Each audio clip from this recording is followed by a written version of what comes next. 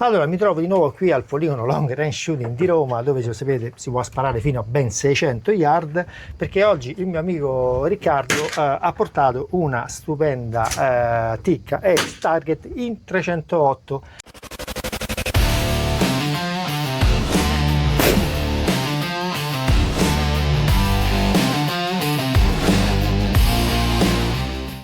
Quindi abbiamo la possibilità di provare anche la versione in 308 della stessa carabina che avete visto nella precedente recensione. In questo caso Riccardo ha scelto la versione con la colorazione Cerakote, che oltretutto è anche una, diciamo, protezione da eventualmente agenti corrosivi. Ha fatto taluni upgrade, tra cui ha montato un freno di bocca APV Raptor 5 porte che avete già visto in altre mie recensioni, lo stesso che monto io sulla mia carabina custom. Ha montato un grilletto Triggertech, dico bene? Giusto. Della serie Triggertech, peraltro versione piatta senza precorsa, che è maggiormente regolabile del grilletto originale, e poi utilizza una ottica Arken, l'EP5 Gen 2 735x56 primo piano focale Emerald, che anche questa avete già visto nelle mie recensioni, è la stessa ottica che utilizzo io appunto sulla mia carabina custom.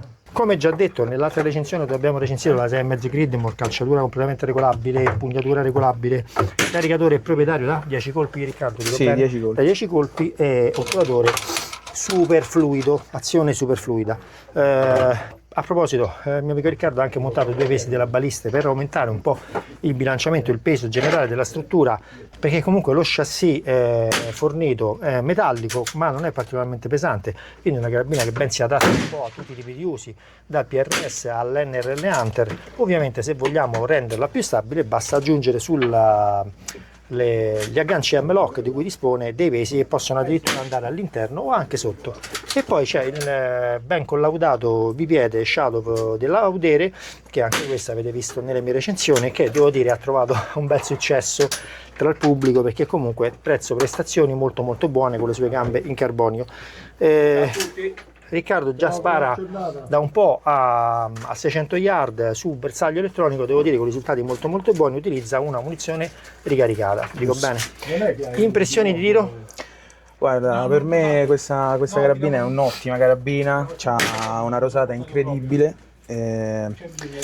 anche con le commerciali si comporta benissimo, a 100 metri fa solo un buco solo, e a 500 invece, ritoccando un po' magari l'ottica o anche utilizzando appunto il reticolo, si fanno rosate fantastiche.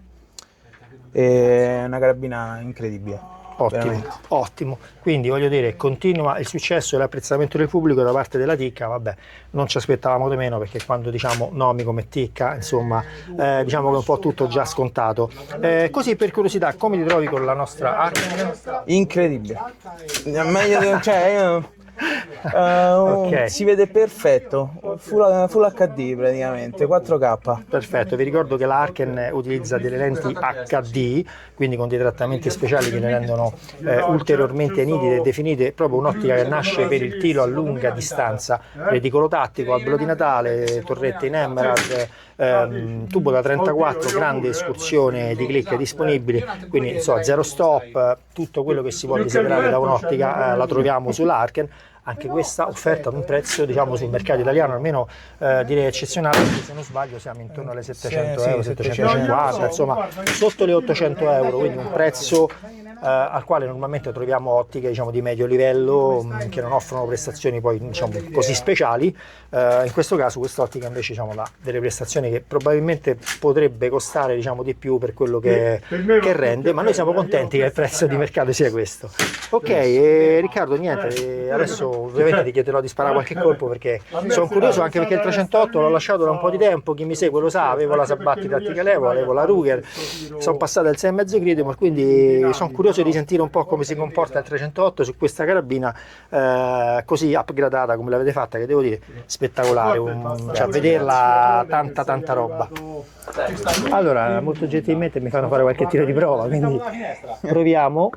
Oggi il miraggio è mostruoso, ragazzi, cioè a 600 metri si vede si muove tutto. Mireremo comunque al centro, vediamo che succede. Infatti io qui non faccio nulla. Vicino, non... No, questo qui è una questione di sopravvivenza.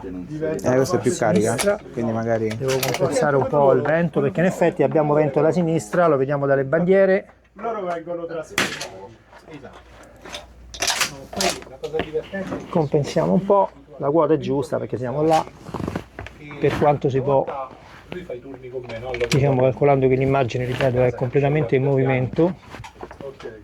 Sono i migliori perché Sì, perché c'è più ciccia, c'è più muscolo. queste o i lunghi. Esatto. No, a un certo punto la Diamo una leggera correzione verso destra. arrivo tardi. E noi fanno un verbale che sta preso i cinghiali, tanto ci stanno i tracci, ci stanno i qui. Fa sparire sto cazzo di cinghiale. Questo Madonna. 5, 5 subito prima della V-Bull, ve lo faccio vedere, il bersaglio elettronico lo marca. Attenzione. Ma anche l'hanno svolti da noi. Invece a te fanno.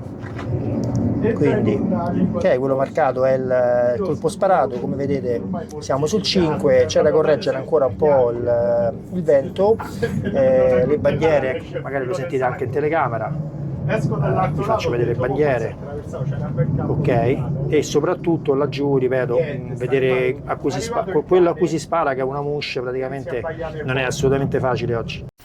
Allora, vi metto due rosate che abbiamo fatto in seguito, diciamo, prestando la dovuta attenzione con questa fantastica carabina. Allora, guardate, insomma, direi niente male, calcolando appunto la distanza e le condizioni ambientali. Questa è una munizione ricaricata dal mio amico Riccardo con palla della Norma, e ripeto, visibilità assolutamente scarsissima, però direi assolutamente ottima.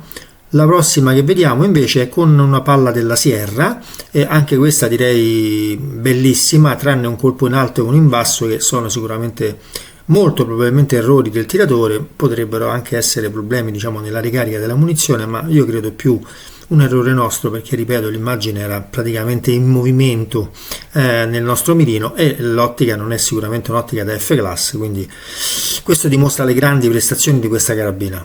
Quindi mio amico Riccardo, contentissimo, diciamo così, di questa stupenda piattaforma che sta avendo un successo enorme. Per me è stata un po' anche un'emozione risparare con 308, quindi sentire un attimino il rinculo, diciamo, maggiorato del 308, anche se molto mitigato dal freno di bocca e ovviamente dai pesi aggiunti. La carabina peraltro è abbastanza più leggera di quella che io uso attualmente, quindi diciamo completamente nuova l'esperienza. Il grilletto mi è piaciuto molto, molto netto, uno scatto, diciamo, secondo me un upgrade che, diciamo, può essere consigliato su questa carabina se la vogliamo portare, diciamo, a un livello un po' più sportivo. Niente altro da dire, tanta roba, e grazie Riccardo per avermi permesso di vedere, di provare questa bellissima carabina. Come sempre, se il video vi è piaciuto, mi raccomando, mettete un bel like, se non siete iscritti al canale iscrivetevi, noi ci vediamo sempre qua su Sandit.